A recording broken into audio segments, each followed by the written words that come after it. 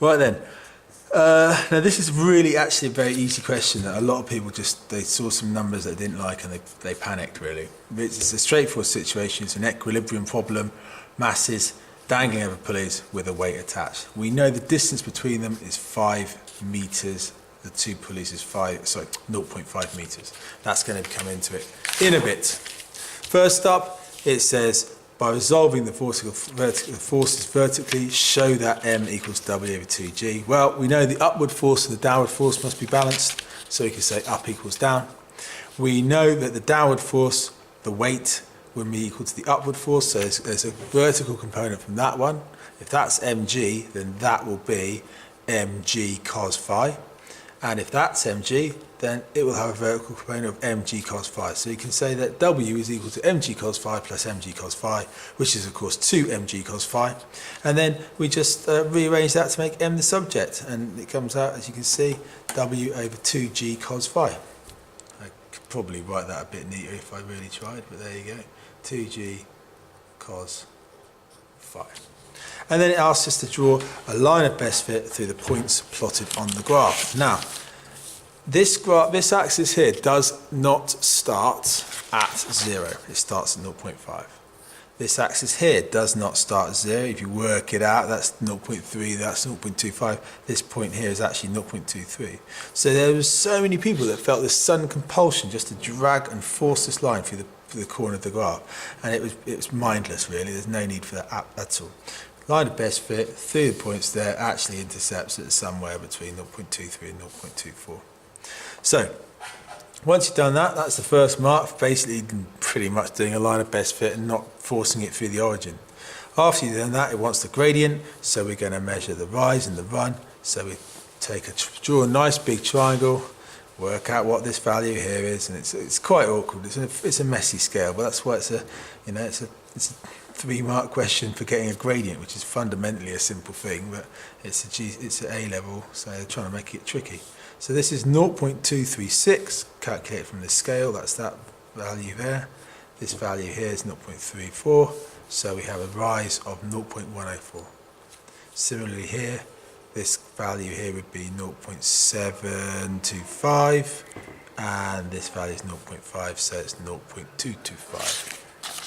Okay, and that's that value there.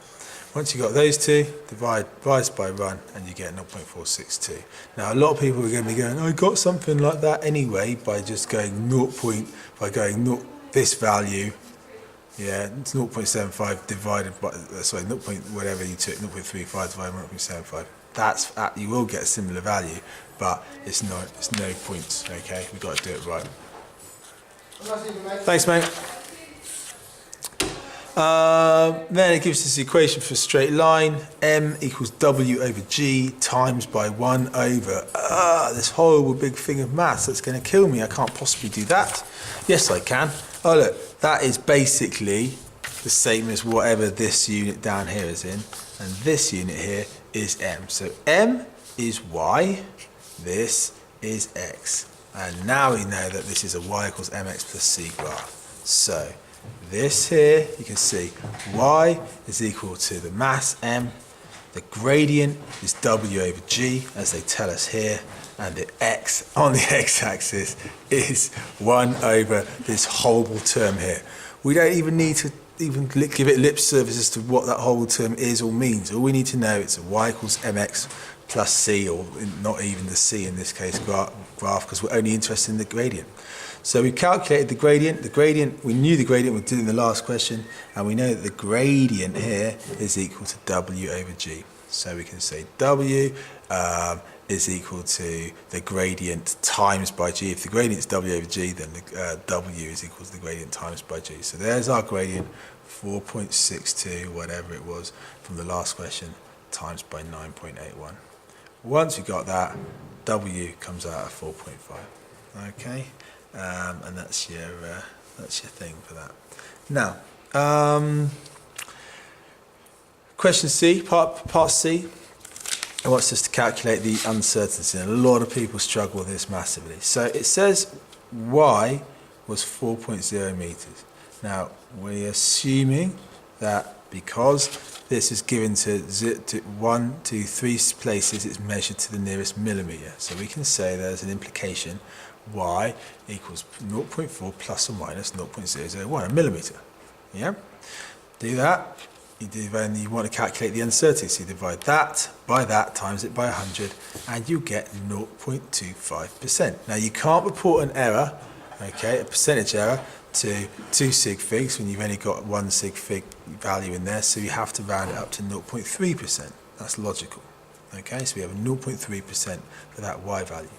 As I said at the start of the question back here, it told you x was 0.5 meters. So now we want to find the uncertainty x. Well, it's that plus or minus a millimeter. And if you do the same thing, that divided by that times 100, it comes to 0.2%. All good. When you are multiplying or dividing, you add up the percentage uncertainty. So this becomes x divided by y has an uncertainty of 0.2 plus 0.3, which means we have an uncertainty of 0.5.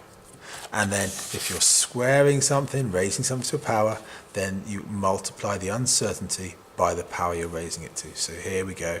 This was the uncertainty of x over y is 0.5%, and therefore the uncertainty of x over y squared is 2 times that, which is of course 1%.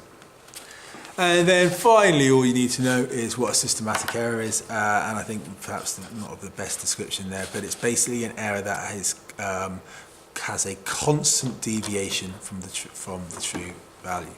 Okay, so it's caused by a system, caused by a method. Okay, and it would be good to put maybe an example, an end error on a ruler or something like that. Okay, so an error that's caused by a piece of equipment or a method, so you get a constant deviation from the true value.